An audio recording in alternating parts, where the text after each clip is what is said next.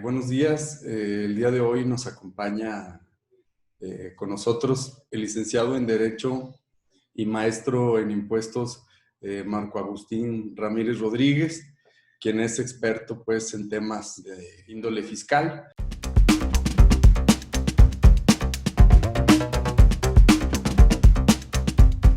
La primera pregunta que quisiéramos hacerle, licenciado, es ¿hasta dónde la autoridad puede solicitar esta información?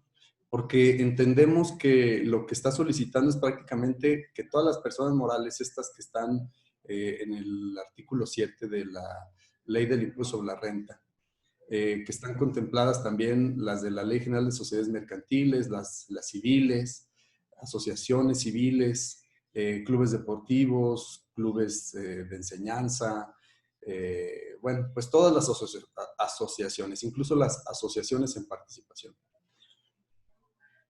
¿Qué es o hasta dónde es que la autoridad puede solicitar esta información?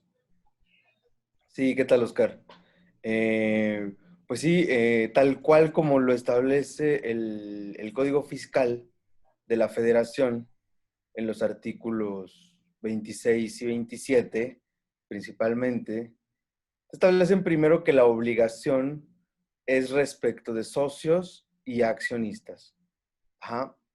Entonces, esto nos lleva a nosotros a ver qué es lo que se puede entender por un socio y un accionista. Entonces, como bien dices, podríamos irnos a la definición de persona moral que establece el Código Fiscal y la Ley del Impuesto sobre la Renta, donde incluso se pueden eh, incluir fideicomisos o asociación en participación. Sin embargo, la obligación no es tan grande. Ajá. La obligación es para sociedades, estrictamente hablando. Sociedades ya sean civiles, que son la sociedad civil y la asociación civil, y todo tipo de sociedades mercantiles. La obligación es en cambios de socios o accionistas. Aumento de socios o accionistas es obligación de la persona moral presentar el aviso dentro de los 30 días siguientes a la modificación. Ok, entonces, ya hay un planteamiento que se había hecho respecto a esta obligación, si era extralimitada subir el, el protocolo notarial o vulnerar pues operaciones que la empresa hace dentro de sus asambleas, sobre todo porque entendemos que hay muchos prestanombres, incluso se ha dado el caso de que hay empresas que tienen socios que ni siquiera los socios saben que son socios de esas empresas.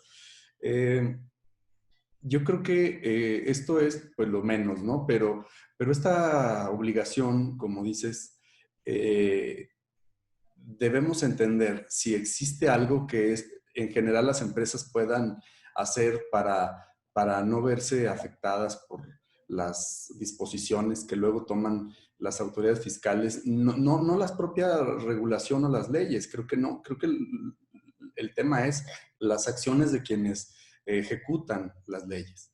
Estas facultades que tienen las autoridades, quienes conocemos esto sabemos que se dividen en dos, las facultades de gestión y las facultades de verificación.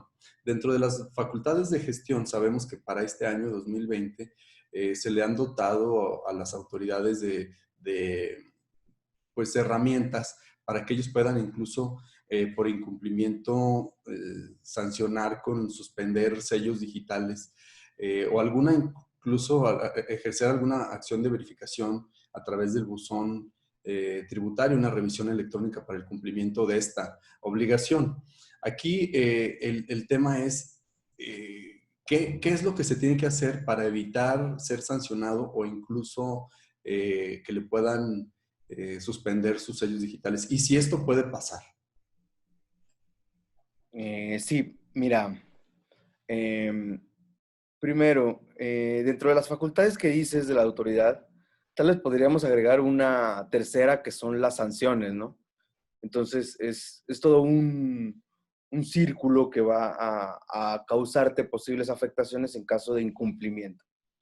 De lo que tú hablabas al principio respecto de subir el protocolo, cómo podemos defendernos. El Código Fiscal y el reglamento no establecen la obligación de anexar el acta en el que se hacen los cambios en los socios o accionistas, aumentos de socios o accionistas, que normalmente representan también adecuaciones o variaciones en el capital de la sociedad. Eso viene en la miscelánea a través del anexo y del formato por el que se va a cumplir la obligación. Desde un punto de vista inicial, yo puedo decirte que esa parte de la miscelánea, esa parte reglamentaria, es inconstitucional. No pueden obligarte a ti a aportar el instrumento notarial porque en donde viene capital y en donde vienen socios, porque no estás corroborando una constitución social, sino estás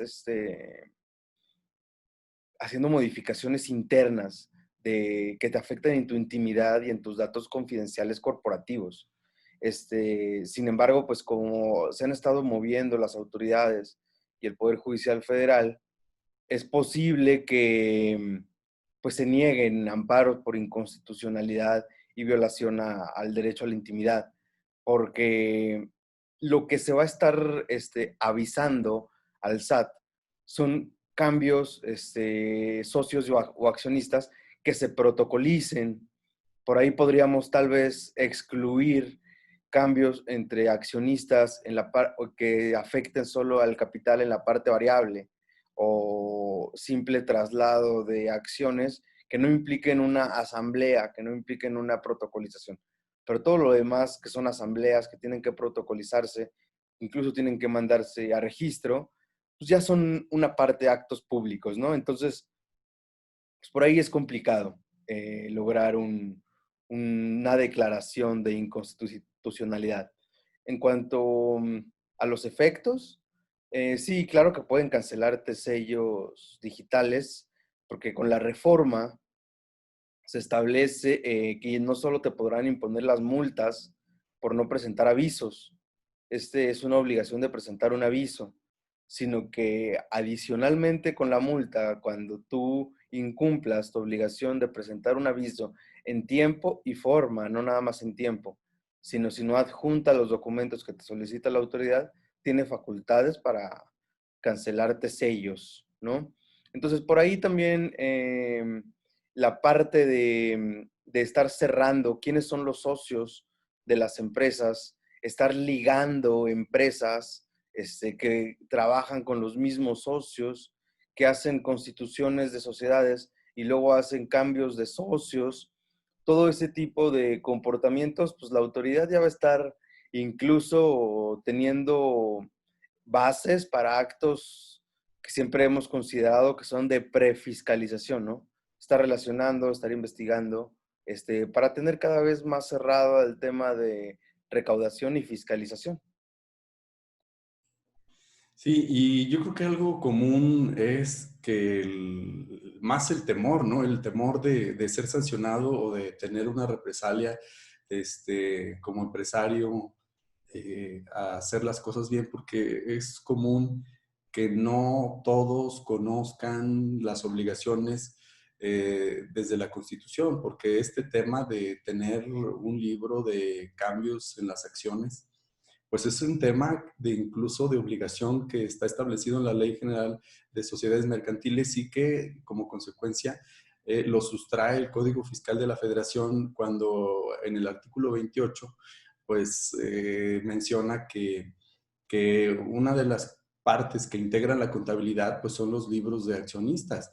Entonces, yo creo que esto es un tema también de tener tu empresa en regla, ¿no? Una cosa es lo que tienes que cumplir, que tienes que cuidar que no extralimite la autoridad de lo que pide, y otra cosa es que como empresa, pues tú tienes que cuidar, estar bien con las disposiciones jurídicas, como dicen, el desconocerlas no te exime de que debas cumplirlas. Entonces, ¿cuál sería tu recomendación para las empresas en cuestión de tener todo este tipo de situaciones en regla? Sí, bueno, eso que dices es muy importante. es necesario que como empresarios, como contribuyentes, empecemos a tener la noción de que México se empieza a enfocar, empieza a caminar hacia un formalismo fiscal, ¿no? Hemos estado muchos tiempos entre la informalidad y la formalidad mediana y estamos transitando hacia un formalismo fiscal total, ¿no? Sistematizado. Entonces, es importante siempre cumplir en tiempo y forma con las obligaciones que nos van estableciendo las autoridades. Claro que siempre teniendo una conciencia corporativa y una conciencia sobre los derechos fundamentales a la intimidad para saber cuándo la autoridad se está extralimitando. Y ese límite lo vamos a poner nosotros en la medida en el que nos sintamos agredidos en datos confidenciales y personales que en nada influyen en la situación fiscal de una empresa. Entonces siempre va a ser un estira y afloje, pero sí tenemos que basarnos ya y estar conscientes de que México transita en el formalismo fiscal y sistematizado. Pues muy interesante. Yo creo que desde el punto de vista de las empresas que buscan trascender, que buscan dejar un legado, eh, deben estar bien estructuradas desde la formalización de su estructura constitutiva y todos sus procesos internos, controles de llevar sus operaciones, etcétera. Sin embargo, específicamente para este tema del que estamos hablando en este momento, eh, existe ya acciones concretas en donde pues hemos escuchado que las personas por ignorancia o a veces por recomendación van y constituyen una empresa y le preguntan ahí al notario, oye, pues, ¿cuánto es con lo que yo puedo constituir una empresa? Y te dice, bueno, pues 5 millones. Entonces la persona dice, bueno, pues dame un capital de 5 millones. En el momento en el que tú te constituyes y dices que las acciones valen 5 millones y que tú eres socio de ellas, pues vulnera tu capacidad económica. Y yo creo que así está pasando con la obligación de poder pues informar este tipo de cambios. Ahora, ¿qué es lo que cualquier persona que tenga esa obligación, llámese persona moral de estas que hablábamos, o las que no, de las que no hayamos hablado también, que la autoridad ya tenga contemplados, porque existe dentro de la página del SAT preguntas y respuestas o preguntas frecuentes y el criterio normativo que la autoridad tiene. Es decir, quienes estén obligadas al cumplimiento de esto, ¿qué deban solicitar respecto a los socios que integran sus sociedades o asociaciones civiles a fin de integrar un expediente? Y si esto es así o no, para poder, pues, recomendar a quienes están constituyendo sus sociedades que deban cuidar. Sí, mira, eso que dices es cierto. O sea, es indudable que tenemos que caminar hacia una educación y una cultura ya no tanto fiscal y contable, sino también movernos un poco al área corporativa, desde la forma en que se constituyen las empresas, qué necesitas, estar conscientes todos que en el momento en el que constituyes una sociedad, pues desde el órgano de administración no es poner el nombre del dueño, ¿no? Es responsabilidades, es obligaciones, es hacer asambleas, es tener libros de actas, libros de accionistas. Ese tipo de situaciones que normalmente no se conocen en la sociedad y creemos que a veces la persona moral sirve nada más para separar patrimonios o sirve para licitar o para tener algún capital, una empresa un poco más grande y no estamos conscientes de todas las afectaciones, todas las implicaciones, las obligaciones, también los derechos que implican una sociedad. Tú te darás cuenta que en la mayoría de los asuntos en los juzgados en materia de sociedades, el problema es acreditar la calidad de socio, ¿no? Las personas no están acostumbradas a llevar los libros, llevar los registros, en la sociedad anónima hacer la entrega de los títulos accionarios. Entonces se generan problemas no nada más fiscales. Entonces, es esta parte de movernos al formalismo fiscal, pues sí, es una invitación también a que conozcamos bien el mundo corporativo, el mundo societario, que sepamos todas las obligaciones que tenemos desde el momento de constituir una sociedad, que sí o sí tengamos los libros de actas llevados conforme a derecho, tengamos los libros de las asambleas se celebren verdaderamente, no nada más de papel, se firmen, se tenga un control, un responsable, porque todo esto, todos estos documentos desde hace varios años, pues se empiezan a convertir también en documentos contables, como dijiste, y en documentos fiscales. Entonces, tenemos que tener los registros, los libros de todos los movimientos, no nada más de socios, sino todo lo que nos va pidiendo la Ley General de Sociedades Mercantiles, afectaciones en el capital, ¿no? Todo lo que vaya sucediendo, y tener bien claras las responsabilidades de los administradores, que sobre todo es un control sobre socios y accionistas. Entonces, en la medida en que logremos tener un control real corporativo, societario, las obligaciones fiscales se convierten verdaderamente solo en avisos, no en una reestructura social o en un hacer cada vez que tenemos que presentar un aviso, ¿no? Sino es ya parte de la vida cotidiana en una empresa. Entonces podemos concluir, licenciado, que esta es una oportunidad que nos da, pues, la disposición de verificar más allá del cumplimiento de esta disposición, si estamos en regla.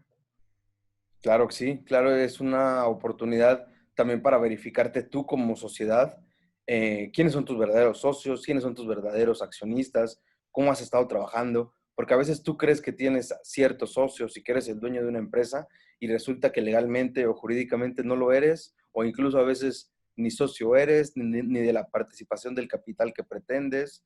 Entonces sí, es una oportunidad para ponernos en regla, es una oportunidad para conocer como empresario, como administrador, como socio, como accionista, conocer todas las implicaciones, los derechos, las obligaciones de las sociedades, qué es lo que tengo que hacer, mis responsabilidades. Es una oportunidad para capacitarnos, es una oportunidad para asesorarnos en la materia social, porque pues se viene relacionando todo, ¿no? Hoy lo corporativo y lo social se vuelve fiscal, contable, entonces pues no queda de otra más que estar conscientes de todas las afectaciones que se van sufriendo en la empresa e ir cumpliendo con las obligaciones que nos impone el Código Fiscal. Y bueno, ¿qué pasa si no cumplo en la fecha límite establecida? ¿Lo puedo hacer después? ¿Habrá alguna sanción? ¿No habrá alguna sanción? ¿Se me fue el tiempo? ¿Cuál es la recomendación? Sí, pues esa pregunta la han estado haciendo varias personas, sobre todas las modificaciones sociales anteriores, se tiene hasta el 30 de junio para presentar el aviso. Si no se presenta el aviso, se va a tener porque no se presentó en tiempo y forma, y esto te podría acarrear la imposición de una multa o bien de un bloqueo temporal del sello digital en lo que se presenta el aviso. Sin embargo, ha estado fallando el sistema, ha habido fallas. Entonces, en el momento en el que se pueda subir, se presentan los avisos y se considera espontáneo. Esto quiere decir que no te van a imponer ninguna multa. De aquí en adelante, todas las modificaciones posteriores al 30 de junio se tienen 30 días siguientes a que se protocoliza. Ojo, se van a dar avisos solo de las protocolizaciones de cambios de socios o accionistas. Una vez que se protocoliza, una vez que se tiene la protocolización del notario, del fedatario público, se tienen 30 días para presentar el aviso. Si no se presenta el aviso, se puede imponer una multa que va desde los 1,400 pesos hasta los 17,300 pesos, más la restricción del sello digital en caso de que la autoridad fiscal considere que es una afectación importante no presentar el aviso. Bueno, pues muchas gracias, licenciado. Estas preguntas y aclaraciones yo creo que van a ser útiles para poder aclarar quien tenga la obligación de hacer esta aclaración a través de este aviso. Pues muchas gracias por acompañarnos y pues agradecemos mucho que haya tenido la disposición de estar aquí con nosotros. Muchas gracias. Sí, no, gracias a ti. Hasta luego.